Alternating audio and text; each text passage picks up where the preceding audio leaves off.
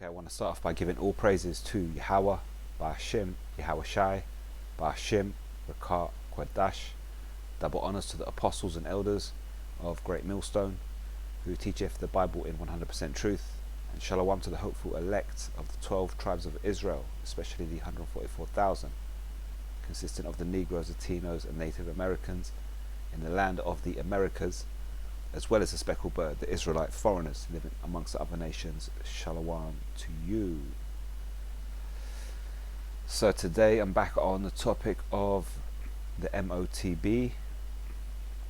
The MOTB is an acronym for prophecy spoken in the Bible, mainly in the book of Revelation chapter 13. And you can see here pretty much on this large image here, he calls it all, both small and great, rich and poor, free and bond, to receive a mark in their right hand or in their foreheads, and that no man might buy or sell save he had the mark or the name of the beast or the number of his name. So we know this scripture quite well. It's Revelation chapter 13, I think it's 16 to 17 what they've quoted there. And so when we talk about the MOTB, this is pretty much the prophecy we're speaking of. And then you can see here there's obviously he's had an incision in the skin, this particular person, and what's been placed inside the skin is one of these, which you could call, if you look up in the search bar, you got RFID. You could call it one of those, or I believe there are other names for it. I can't really remember at the top of my head. So this is the next major prophecy we're waiting to see, for it to come to pass. In the blue right in here, just on the same image, we can see 1,000-year-old scriptures predicted an eternal mark which would allow processing of payments. And so,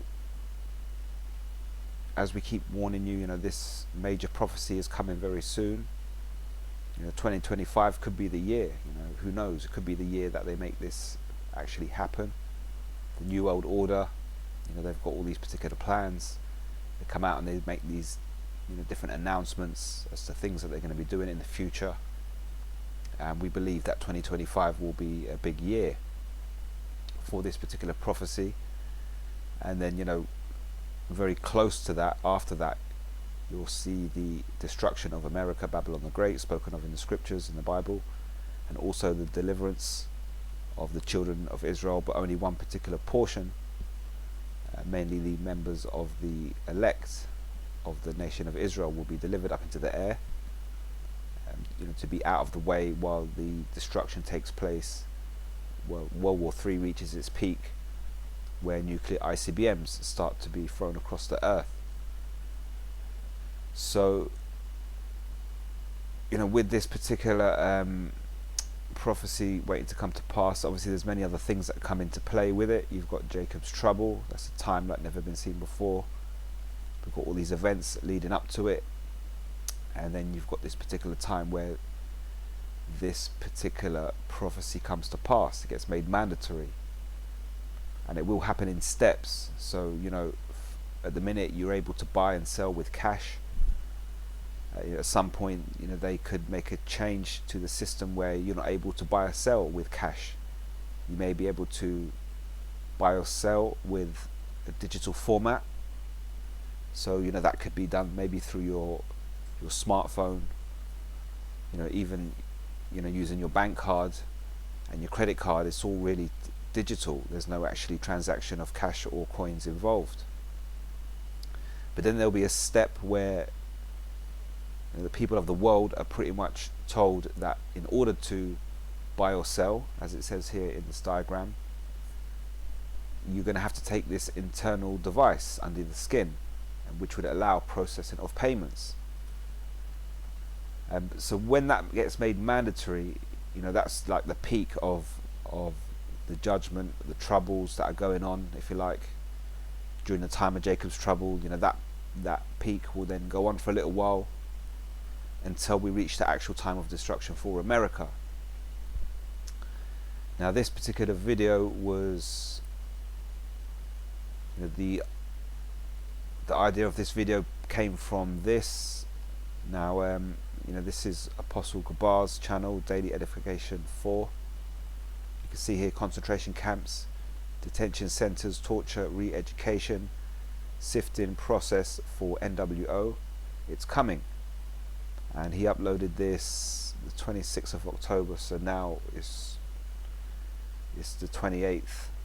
It's about 2 o'clock in the morning for me. So Apostle Gabar always goes on into this particular subject about concentration camps, martial law, detention centers, as it says here, torture, re-education, sifting process for the NWO. He always goes into that particular topic, and he always talks about the guillotines and that side of Jacob's trouble. I mean, many other people do as well, but I think I probably hear him speak about that side of it the most. And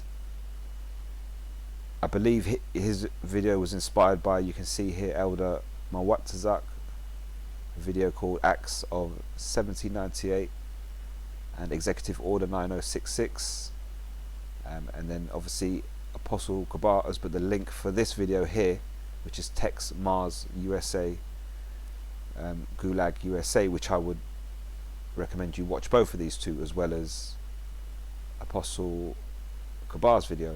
So I'll leave the link for Apostle Gabar's video in the description box, and then if you want to watch that, then if you want to link the other two, you'll find those two in his description box. And so I'm not going to go too much into the guillotines or the martial law centers or the all the details with it, but you always hear me mention about citizenship when it comes to the MOTB, and it's not something I just throw out there for the sake of it. It's because it sounds cool. When you take into consideration that one particular phrase, that one word, citizenship, to me it opens up a whole catalogue of understanding when it comes to this particular prophecy. You see, the MOTB, as it is described, is a device with which you use to process payments, buy or sell. Now that's written in the scriptures like that, obviously for the hopeful elect, the men of the Lord, the prophets, to be able to identify what it is. So it's very easy to sort of look around, scan the world, understand the technology where we're at, and it's easy to understand that there are devices like this particular device. It's like the size of a grain of rice. It's easy to understand that can be placed under the skin and used to process payments. People are doing it at the minute in Sweden. They actually live their lives like that, and they can use these devices to unlock doors, start the cars, or process payments. So once we identify it, we do the analysis, and we look at the people behind it, behind the agenda, behind the movement, and ultimately that is the ruling elites, the banking elites. And then from there, we start to look into all the details surrounded. Esau, for example, in this kingdom, these Edomites, they talk about the future, they talk about AI, technology, and yes, they are gonna at some point ask everybody on the earth to take this device under the skin. As far out as you may think it sounds, that will definitely happen. But at the same time, they talk about what they're going to do in the future with AI and merge it with man, build these 15-minute cities. Yes, they are doing these things, but then you have to understand that the long-term projection of what they think they're going to achieve and what they present isn't actually going to be that, because very soon after that, then obviously we have the return of Yahushua, so on and so forth. So we look at things around, like I say, we look at 15-minute cities, we look at all the bits and pieces to do with the MOTB, and then obviously this draws me back to Apostle Gabar's video, concentration camps, detention centres, torture, re-education, sifting process for NWO. It's coming. And like I say, the word you always hear me mention is citizenship. And to me, that one word, when I think of that and I relate it to the MOTB, it becomes a big problem. That one word then develops into this particular topic of concentration camps, detention centres, torture, re-education, sifting process for the NWO. It's coming. So I typed in here into Google, what does a citizenship do for me? Because you hear me use this word all the time, and I try to find, sometimes you have a lot to say, you're trying to squeeze all that into a short time, so you find the quickest, sharpest way to describe certain scenarios and bring it all together to paint a picture. So the reason why I use the word citizenship, we'll look at it here. So what does a citizenship do for me? This is an AI overview, so it's AI, so it's got to be correct. We would assume it to be. According to, don't forget, AI is put together by the Edomites. What I'm asking it to do is describe its system. The details and the questions I'm asking is actually of the beast system. So when I'm, you've got EU and NATO, the beast system, so on and so forth. You've got America, the whore. And then we want to see the result of that in everyday practice. And the result of that, I'm asking these questions. Technically what I'm doing is asking the beast questions about itself. So, the beast system says, oh, we'll offer you a citizenship. I didn't really ask for it or whatever else. I was born into this world. You're automatically, your parents, they sign a birth certificate. So now that's an adhesion contract. And then throughout your life, you receive many of these adhesion contracts. And then you're within the system. You end up with a passport, so on and so forth, or maybe you don't. Even if you don't end up with a passport, you still end up with a social security number. So this all wraps up into your citizenship. We know the MOTB is going to be a device to buy and sell. However, not only can it keep information regarding your financial status, it can also keep information regarding your records, your personal records, your work records, any criminal convictions, so on and so forth. So ultimately, the plan for this particular device to go under the skin is to have all these different things wrapped up into one. So what does a citizenship do for me? A citizenship in a country provides a person with legal rights and status, which can include the right to live and work. Okay, so that the fact that I've got a citizenship gives me the right to live and work within that particular country. The right to a passport, so you have the right to apply for a passport. As it says here, the citizen can apply for a passport that allows them to travel in and out of that particular country. It gives you the right to vote. We know what that means. Even though we don't see any value in it, we understand what it means. And it also gives you a right to access services. A citizen may have access to free healthcare, public education and social security. So that's why, like I say, if you're a citizen, if you don't have a passport, you're at least going to have a social security number. You're somehow tied into the system. Your parents did it when they signed your details onto that birth certificate, and ever since then the ball has been rolling. The right to own land. A citizen may be able to own land in the country. And at the bottom there, citizenship can also be a way to participate in society and make a difference. It can help people understand their rights and how they play a role in shaping society. So we're going to just stick with the legal requirements, and this is legally, right to live and work, right to a passport, right to vote, right to access services, right to own land. These are legal rights. of having a citizenship.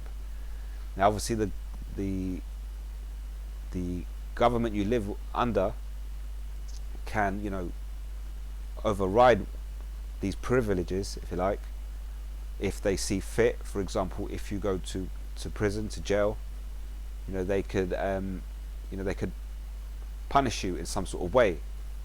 For example, I don't know all the rules and the regulations in all the different lands across the earth, but at some point, you could have your passport confiscated, which stops you leaving the country back and forth, or for example, right to access services.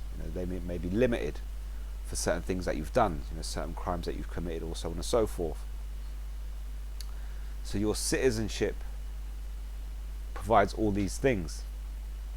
And when you go to Revelation chapter 20 and 4, and it says, "And I saw thrones, and they sat upon them, and judgment was given unto them." And it says, "And I saw souls of them that were beheaded for the witness of Yahushua." It says, "And for the word of the Most High, and which had not worshipped the beast, neither his image, neither had received his mark upon their foreheads or in their hands, and they lived and reigned with the anointed 1,000 years." So this is a prophecy that's due to come to pass very soon, at the time when they make the MOTB mandatory. And as it says here, those which neither had received his mark. So it can't be fulfilled until the mark is offered, and then at some point the hopeful elect, you believing in this truth, you're hoping that you still have the spirit in that day to resist the temptation to take that device. Because don't forget, you're going to be told, let's just say tomorrow morning, it's Monday morning, you're told today's the day the MOTB is mandatory. From now on, you can't buy or sell without this device. So now how much preservations do you have stored at your house? What have you got stored up at your house to last? Because that's all you've got. You can't buy anything more, you can't sell, and then all of a sudden you're cut out of the monetary system. But it says here, this is Apostle John, and it says, "And I saw the souls of them that were beheaded for the witness of Yahushua," it says, "and for the word of the Most High, and which had not worshipped the beast, neither his image, neither had received his mark upon their foreheads or in their hands, and they lived and reigned with the anointed 1,000 years." So, see, this is where, as Apostle Kabar has mentioned, many times, this is where the concentration camps, detention centers, torture, re-education, sifting process for NWO, it's coming. That's when all that starts to kick in,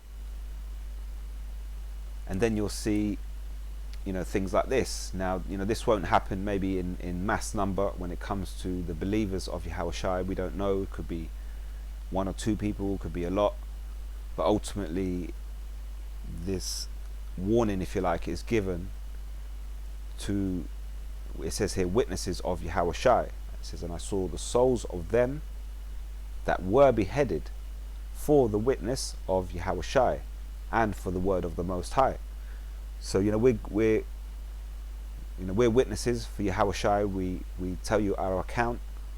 We tell you what the scriptures mean, and we tell you that, we warn you that Yahushua is coming back and what he's going to do, the things he's going to do, and then we give you the warning not to take this MOTB, and that's all part of the being a witness. We witness this. We give you our testimony, and it's up to you whether you believe that or not.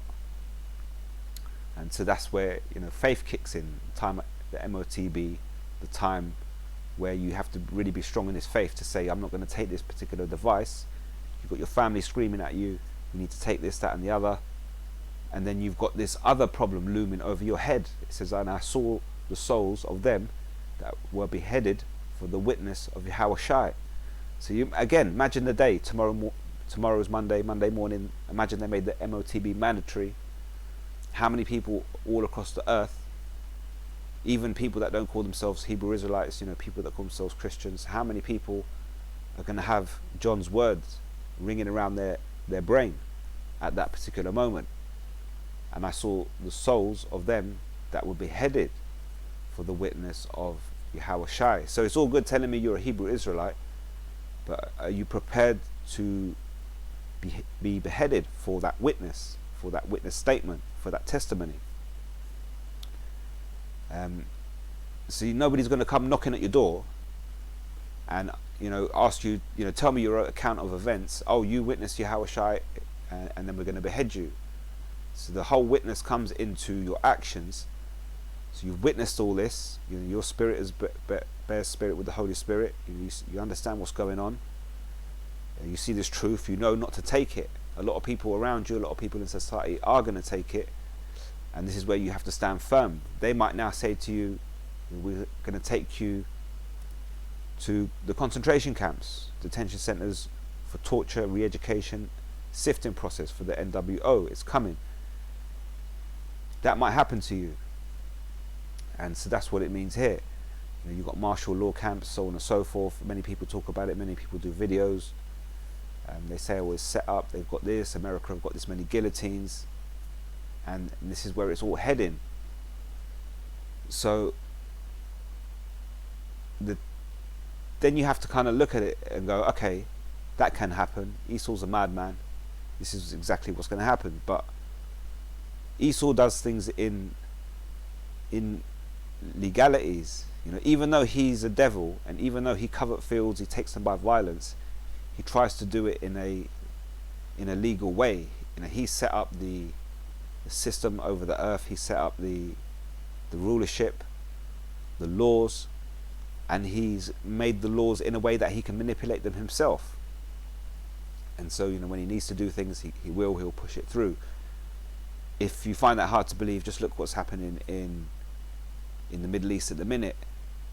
You've got all these people around the earth trying to hold hands to live with one another and to bring peace to the world, and then you've got the small hats doing the exact opposite, annihilating a whole section of people. So this is why people are waking up. They're going, hang on a minute. And they also know, obviously, the rulership comes through these Edomites, through America, through the beast system. The small hats, they benefit a lot out of that. So this is where people are starting to wake up. So you've got this, like I say, Esau likes to do things with legalities. So in the time of the MOTB being made mandatory, no one's going to come knocking at your door and say, do you believe in Yahweh Shai? Oh, yes you do. Okay, we're going to take you up to the martial law camps. We're going to try to re-educate you. If not, we could drop the guillotine on you. It's going to happen because you're going to refuse the device under the skin, and then refusing the device under the skin gives these Edomites, the powers that be, to either come bashing through your door, or when they catch you on the street, round you up and take them to the nearest camp. They round you up, chuck you in the back of the van, take you to the camp.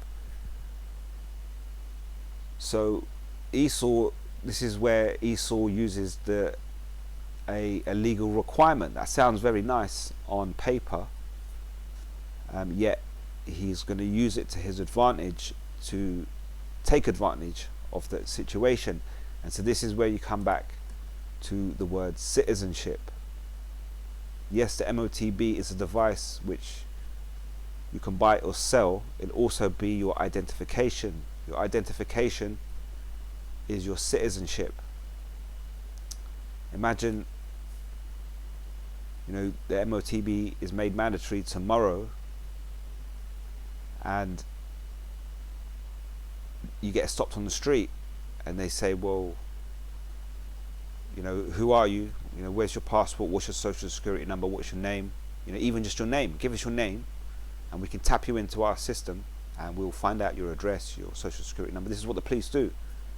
But they won't have that system. They have a new system. They'll have a system which will scan people's hands, and you won't have so you won't have the device under to be scanned. So now you don't have a social security number. Oh, but I've got it written down at home. Oh, but I've got a passport. Yeah, but those things now become null and void. Now you fall into the technical legality of, an area where Esau is basically going to come down on you like a ton of bricks, round them off to the nearest camp. You go to Ezekiel chapter 17, starting at verse 1, it says, "And the word of Yahweh came unto me, saying, Son of man, put forth a riddle, and speak a parable unto the house of Israel. It says, and say, Thus saith the Lord Yahweh, a great eagle with great wings, long winged, full of feathers, which had diverse colours, came unto Lebanon, and took the highest branch of the cedar."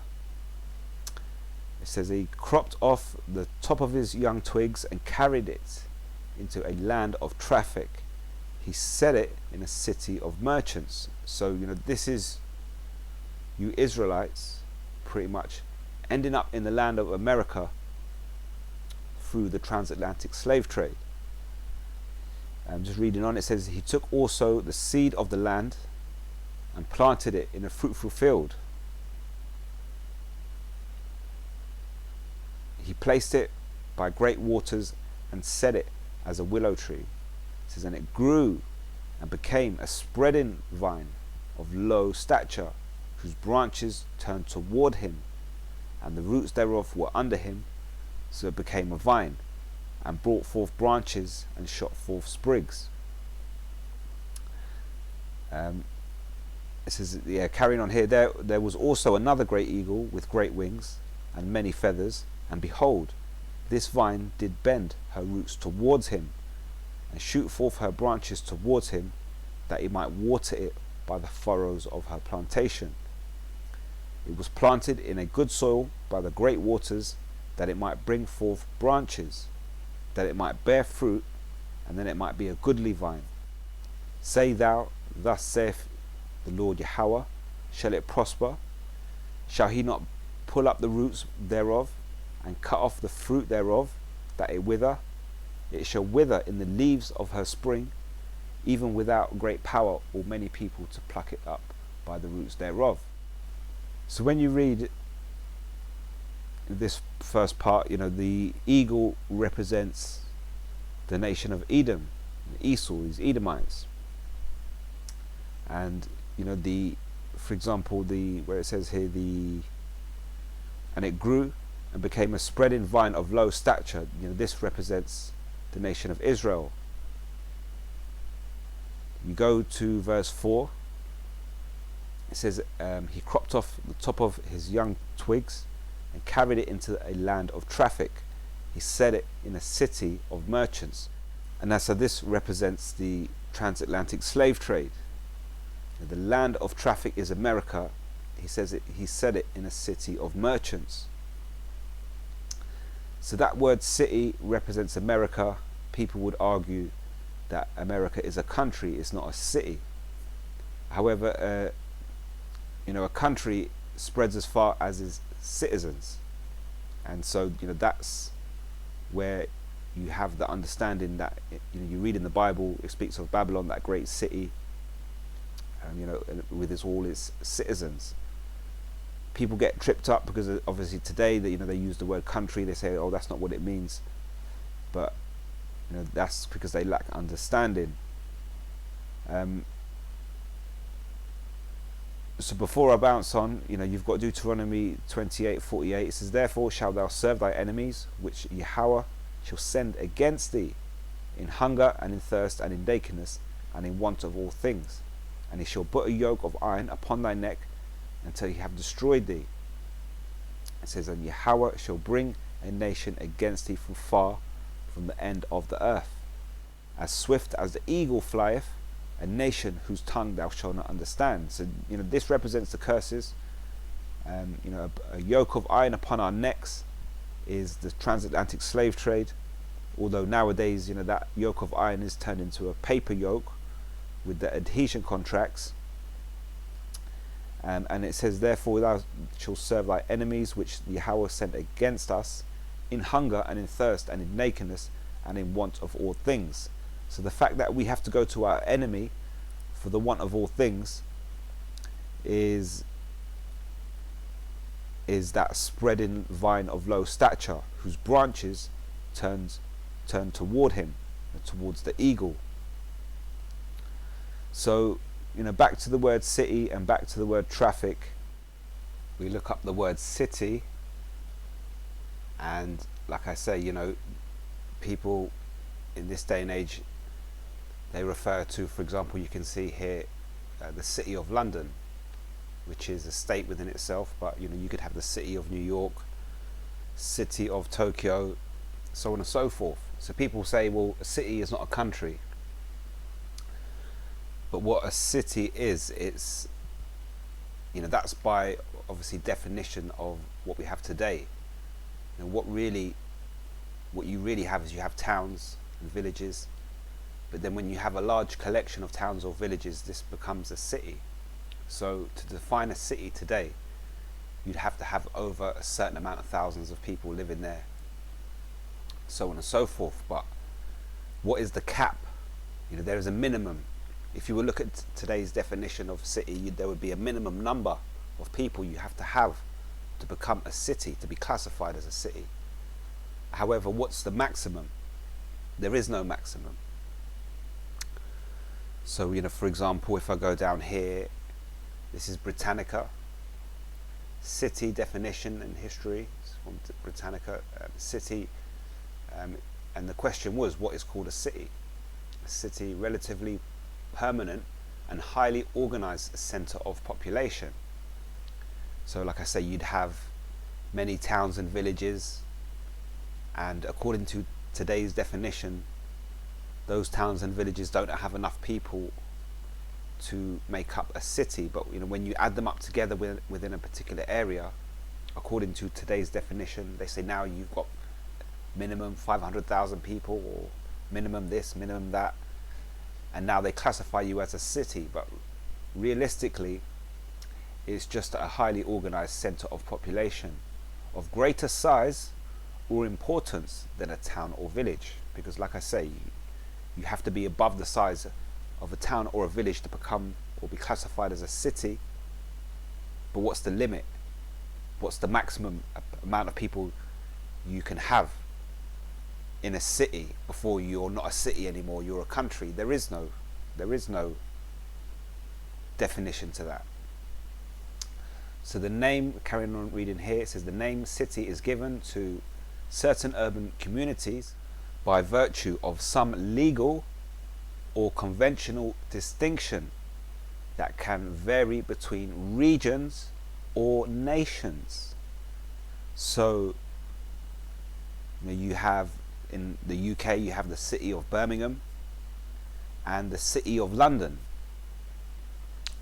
Now they're within the same country, so you say, well, that's two different cities. Yes, they have their own border, but it says here also nations. I'll read it again. It says the name city is given to certain urban communities by virtue of some legal, remember what we said earlier, some legal or conventional distinction that can vary between regions or nations. So between the nation of America and the nation of England, there is a boundary, and they are two separate cities. And what's the maximum people you can have in a city? There isn't one. What's the minimum number of people you need to become a city? Well, you can go and look that up for yourself. So people say, well, this is a country, it's not a city. Do you realize what a city is? That's the question you have to ask them. The city, going back here, the name city is given to a certain urban communities by virtue of some legal or conventional distinction that can vary between regions or nations. So you go back to Ezekiel 17. He cropped off the top of his young twigs and carried it into a land of traffic. He set it in a city of merchants. That city of merchants is the same as the land of traffic. So this city, this organized population of people, represents America, Babylon the Great. Merchants represents trade. America once had the World Trade Center. It's known as the Great Melting Pot. People from all around the world go there to make money and make this live the so-called American dream and supposedly get rich.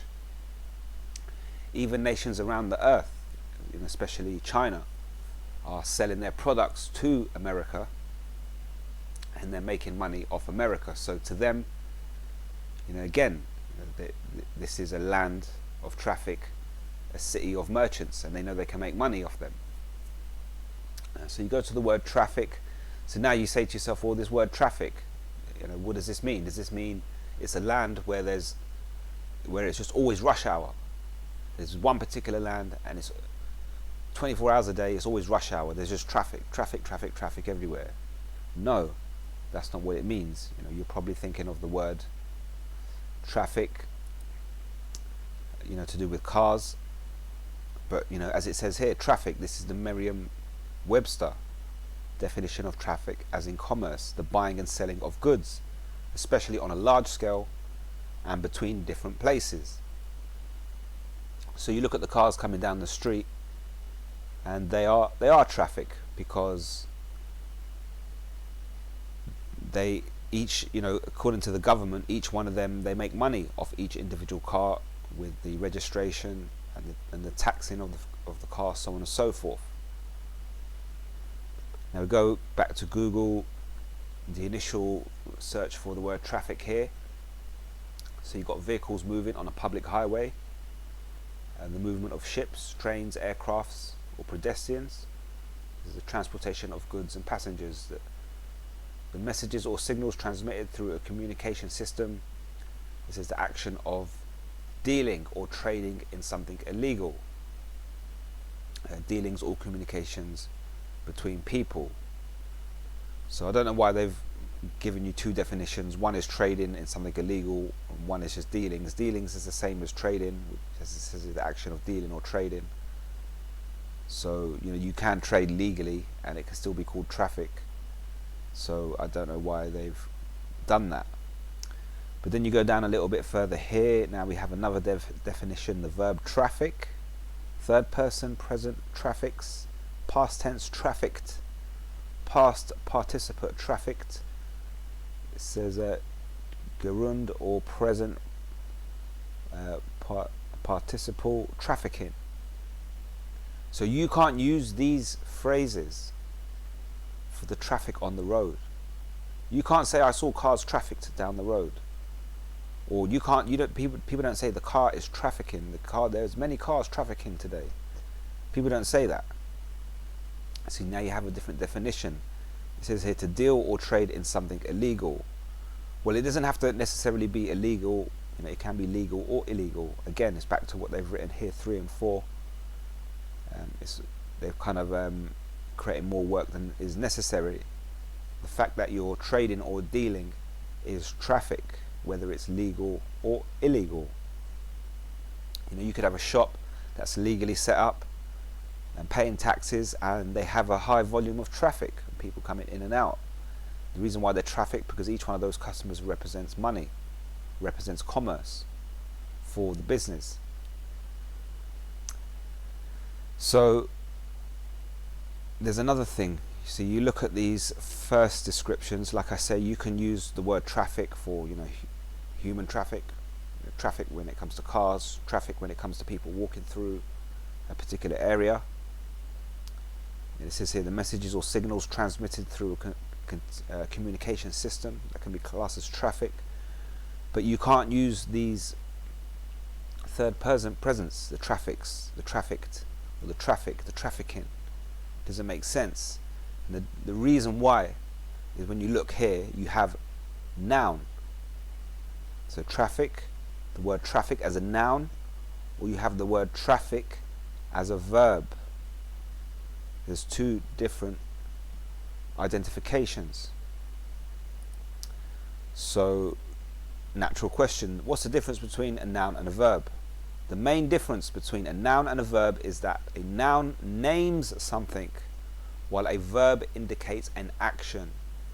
So when you look at the traffic coming down the street and you go, well, that's traffic, you've named that traffic. You named it traffic. Why did you use the term traffic? Why is it just not named cars? Why is it just not named stuff? Why do they name it something? They name it the word traffic because that means it's commerce. You now use that word to describe what you see, and that is a noun. Go back to the verb. A verb indicates an action.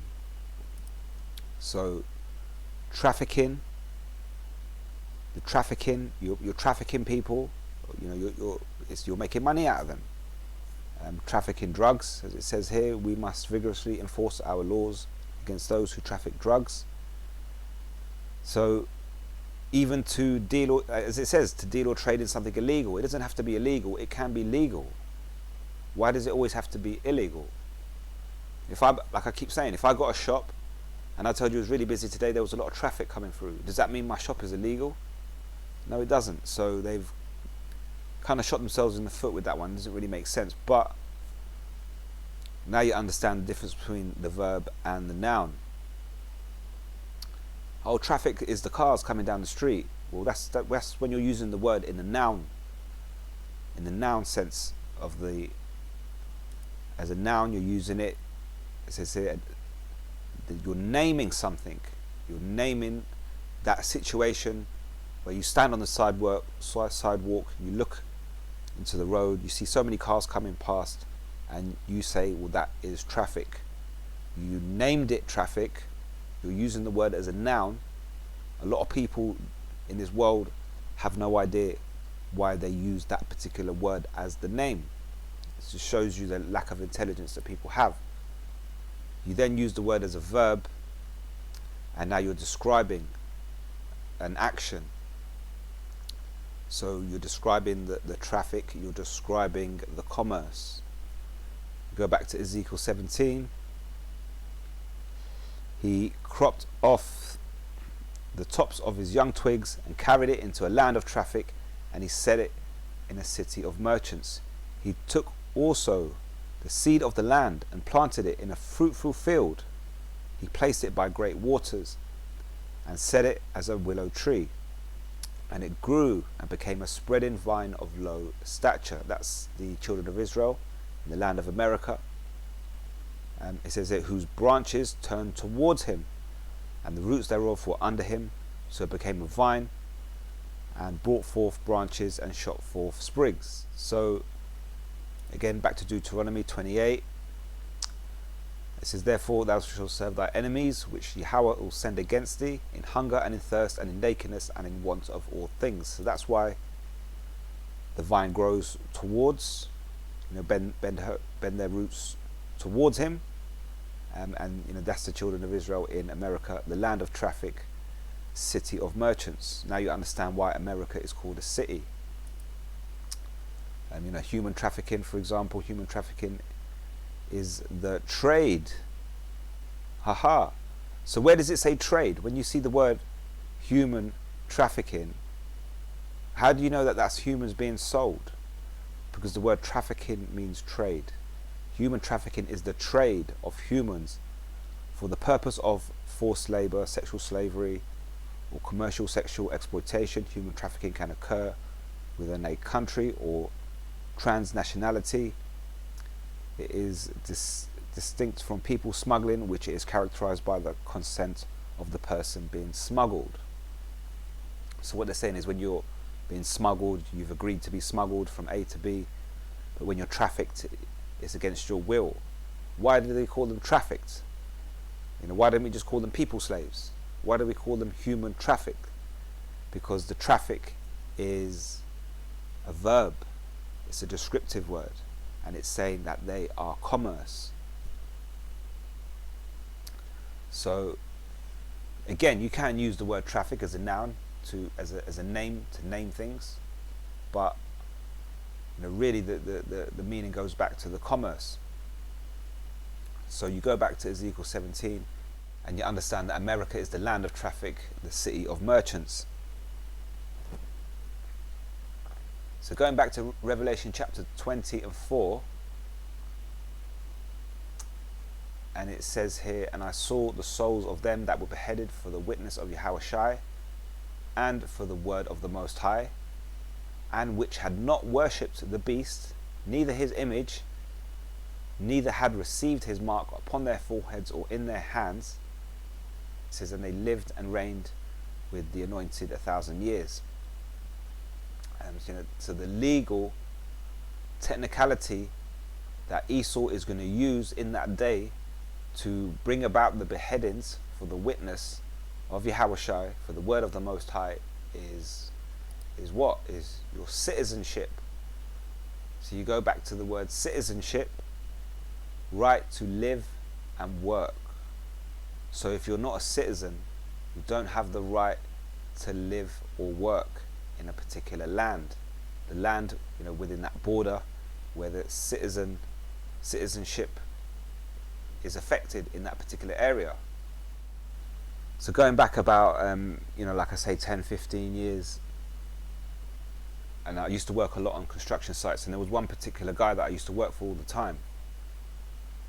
So when I was working on his sites, there were certain people that he'd employ. So every time I worked on one of his jobs, I'd see the same people, and then in between I'd go and do my own jobs, my own private jobs here and there, maybe spend 2 weeks doing a job here, then I'd go back with this other guy and carry on helping him on different building sites.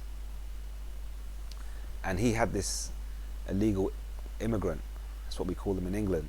I know some places they call them illegal migrants or whatever, we call them illegal immigrants. And there was this guy I knew called Guppo, and Guppo, he was an Indian dude. I believe he was Sikh, actually, if I can remember rightly. I'm not really sure, but he didn't have the turban or anything. And I used to work with him all the time on these building sites. And so every now and again, when I used to say to him, look, come with me on my jobs, help me, and you can earn some extra money. And he used to come with me. Now what it was, he lived in the UK for 15 years as an illegal immigrant. He got over here without a passport. I don't know how he got here. And even one day he told me, he said, look, I need to go home. And I go, okay, that's great. He goes, yeah, but he goes, I've got a big problem. The problem is that I need to be able to get home. And I don't want to come across the authorities because I get arrested, but somehow I have to sneak back out of the country the same way I sneaked into the country 15 years ago. And over the time that I got to know him, I got to know him quite well. He literally worked every day of the week. He'd take all his money, he'd send it back home to India. He lived in a house, like a 4-bedroom house with about 6 people. They were all chipping in, paying the rent. And he lived that classic, if you like, illegal immigrant lifestyle while he was here in the UK. And I got to know him quite well. I had his phone number, I used to ring him. I had to pick him up, take him to certain jobs. Sometimes I'd drop him home. And he was just on a paranoid level the whole time, because every time he's out in public or he's somewhere, in the street, goes to shops, he goes to places, so on and so forth. You think the guy lived here for 15 years, and throughout that whole time in 15 years, he never wanted to come across face to face with authorities. And the reason why is because he was an illegal immigrant. He was not a citizen of the UK. However, he was over here, living here, and he was working, and he was making his money, and he was sending it back home. Look at the screen again. Citizenship is a country, in a country provides a person with a legal rights and status, which can include the right to live and work. So he spent 15 years living in the UK. I know him quite well, and he was always watching his back. Now you think about, for example, you got like drug dealers, for example. They go out on the street, they have illegal products on them.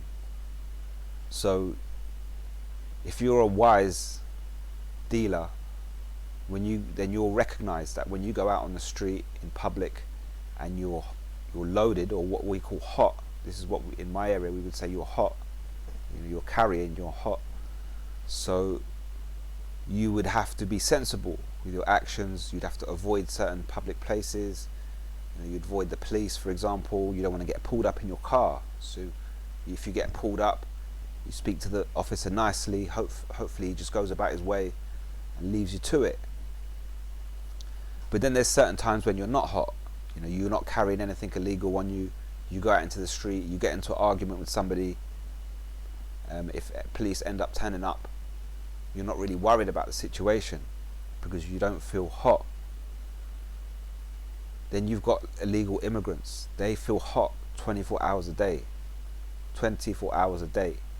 So when I think of Guppo, you know, the only phrase I could give it is that he's what we call around here a hotbod, because he's constantly hot. And so even if I was dropping him home or taking him to work, he said, please, please, please don't do anything stupid. Please don't do this, don't do that.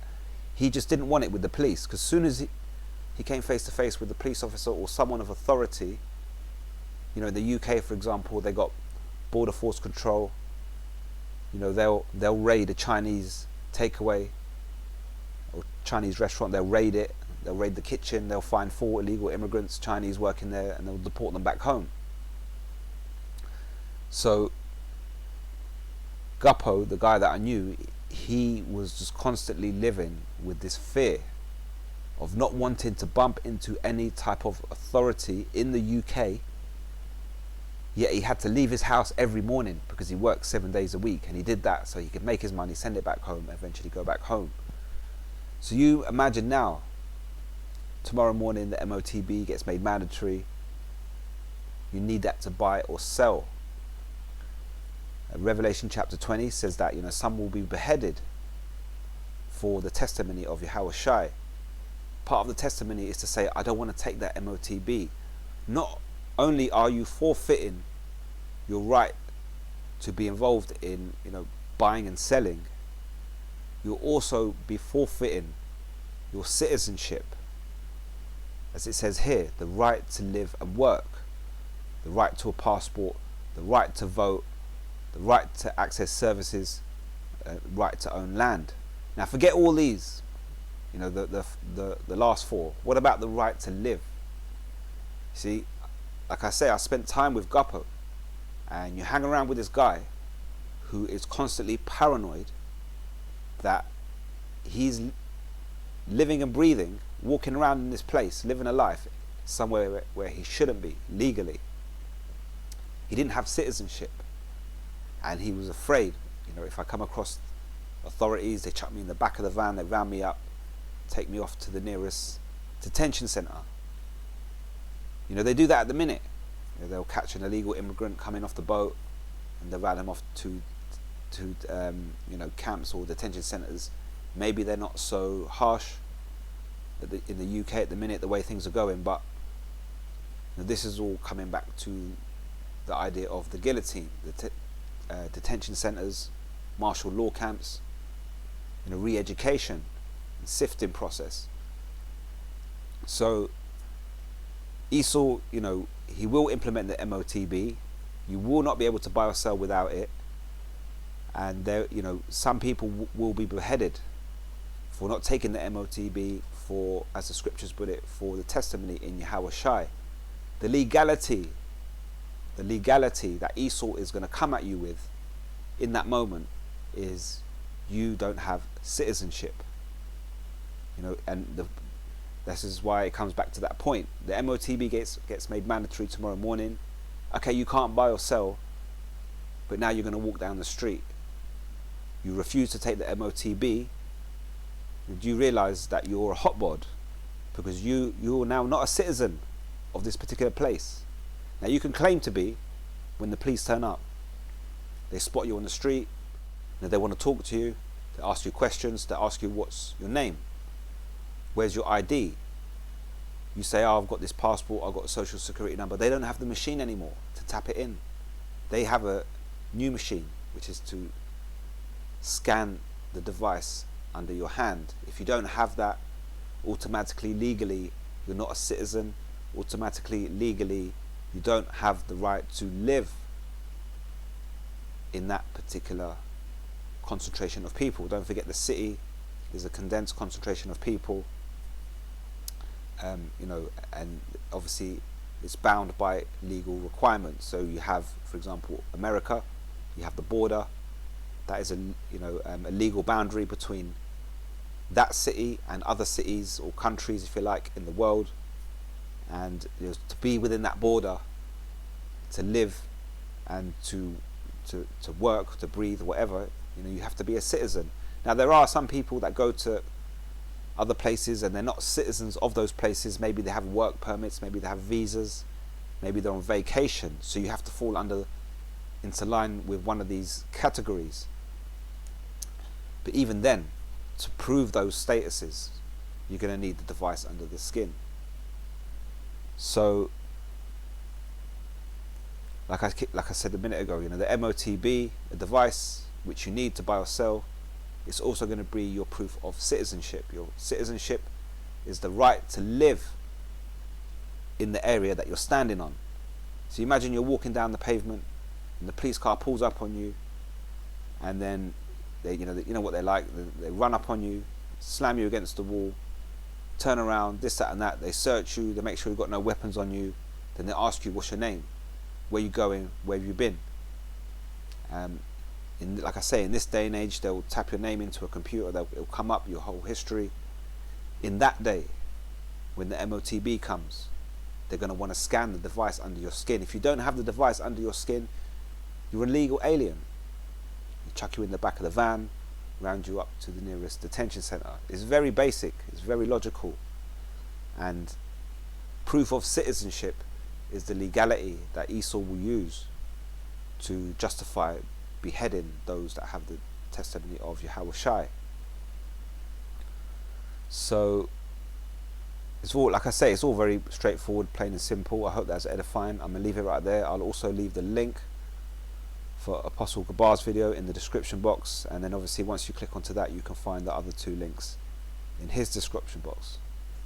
So I hope that's edifying. I'm going to leave it till next time. All praises to Yahweh, Ba'ashem Yahweh Shai, Ba'ashem Rakah Kwadash. Until next time, Shalom.